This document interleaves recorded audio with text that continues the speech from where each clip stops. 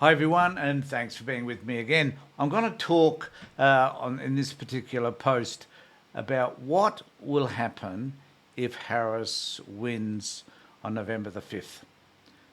Sit back and watch.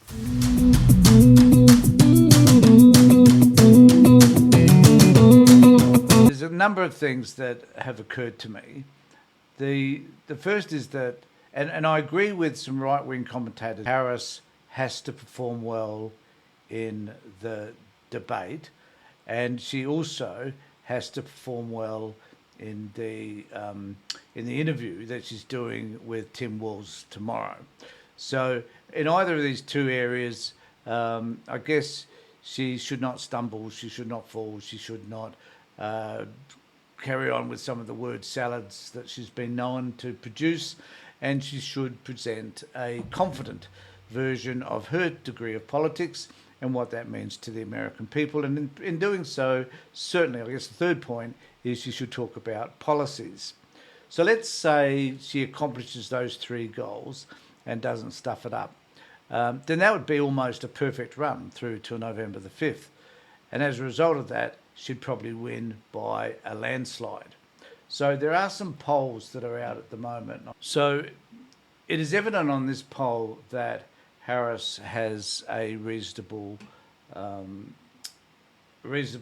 advantage over Trump, and it's certainly within the margin of error.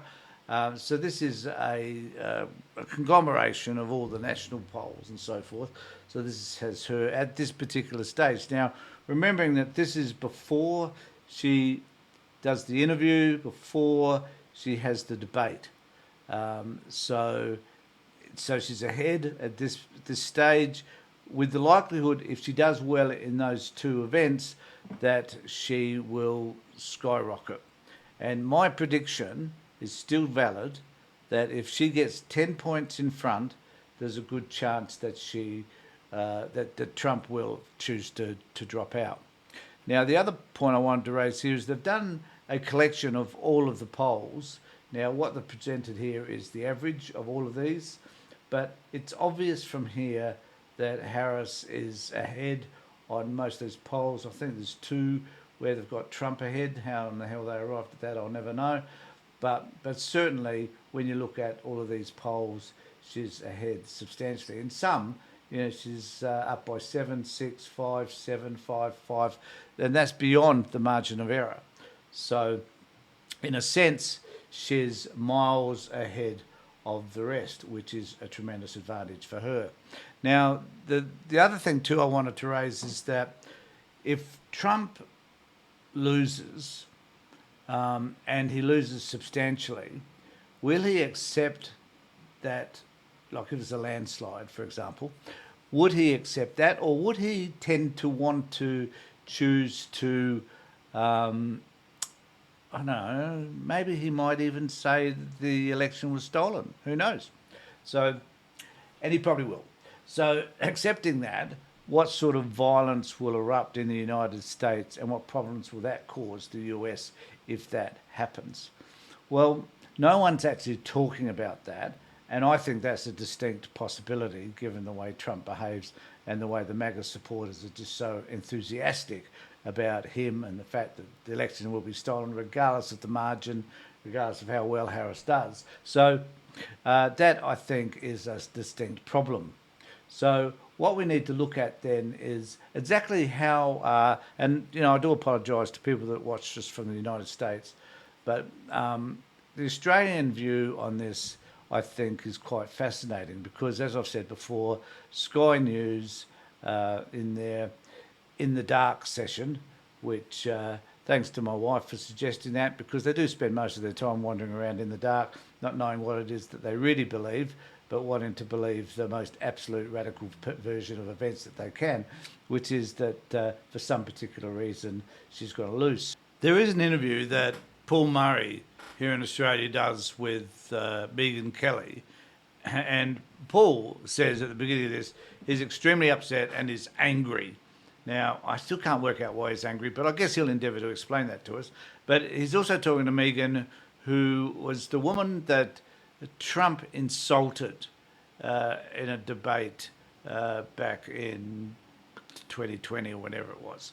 And as a result of that, she was extremely distressed by that. She left Fox News and so on, but she still supports this man, and I cannot understand it. How, if anybody insulted me in any sort of way, that's it. Don't have anything to do with you anymore. But no, not Meghan. Clearly, she's forgotten about the obscene things that Trump had said, and she appears on the Paul Murray show. And just listen, because this is an indicator, I think, as to how concerned they are about the success of Harris at this particular point. I always love talking to Megyn Kelly, but I'm really fired up and borderline pissed off tonight.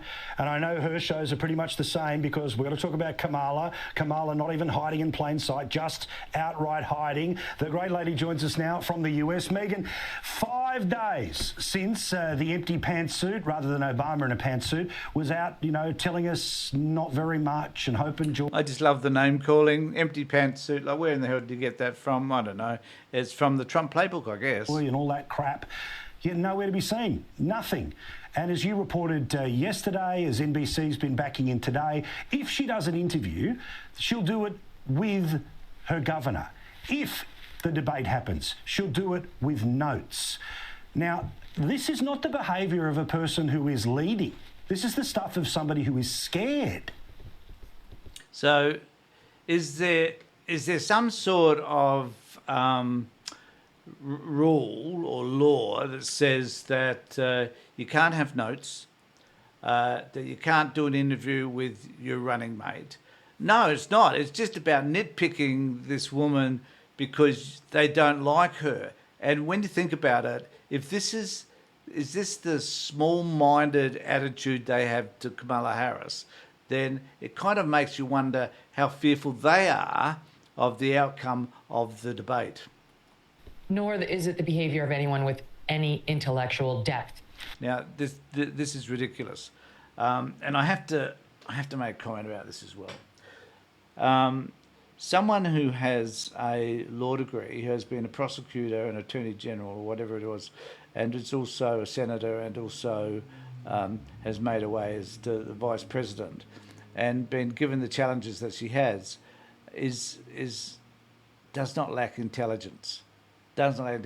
These two people probably do, but certainly not Kamala Harris. And it's projection. It's that notion that I feel inadequate, therefore I must attack the other person as also being inadequate.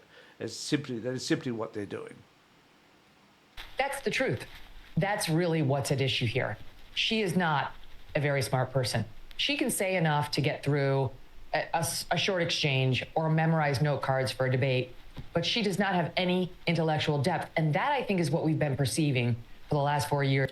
So anybody who has a law degree simply doesn't have any intellectual depth. I think Meghan's got a law degree. Correct me if I'm wrong, as I'm sure some people will. But so what determines whether you have intellectual depth? Because I'm convinced that these two people don't. When she tries to offer her brand of profundity, where none of us feel moved at all. We're actually scratching our heads, asking ourselves, what did she just say? Why would she say that? And why would she think that would resonate with any of us? I think if you actually watch the DNC conference, it is quite evident that there was nothing that she said in that which was scripted, I agree, but certainly nothing in that which made you scratch your head and wonder what in the hell she was talking about. And I think and I accept that this is their challenge. The challenge is whether or not Kamala is able to be able to convey herself in such a convincing way that people people like Megyn Kelly and what's his name, Paul Murray, will certainly pull it apart no matter what she says anyway. And it will not diminish their views of her in terms of her intellect and her capacity to be able to answer questions. But let's wait and see, because I think this is where, as I said before, the real challenge lies. So she understands she needs a crutch. whether it's going to be her emotional support governor in an interview or her note cards in a debate. She can't perform alone, and she has enough history behind her to know that. And look, yeah, whether this all works or not, who knows? I don't have a time machine. We'll all find out, first week in November. But just instinctively, I think people by the millions don't buy it anymore. They don't buy the spin. And they see what's happening in real time. Well, I think, Paul, we just need to have a look at the facts and figures around that. And clearly, lots of people do believe in her. You see that this person who is being presented in one fashion is really another. But on your show yesterday, I loved when you had the examples of the questions any and every person who gets the opportunity to ask her should ask. They should be basic contrast questions. You believe this, now you believe that. Why? Over and over and over again. If she can make it through that, then fine. But we both know she can't. Well, actually, you don't know that. And you're a very odd person. I guess that we can use the description for you, Paul, is you're weird, to say the least. So what do you think about all of that? Do you think that, is it likely that if Kamala falls over on these two elements, that is the debate and answering questions, or do you think that she will survive all of that? If you do have an opinion around any of that, could you please subscribe to my channel, ring the bell for further notifications, and clearly let me know what you think. In the meantime, take care, look after yourselves, and more importantly, be safe.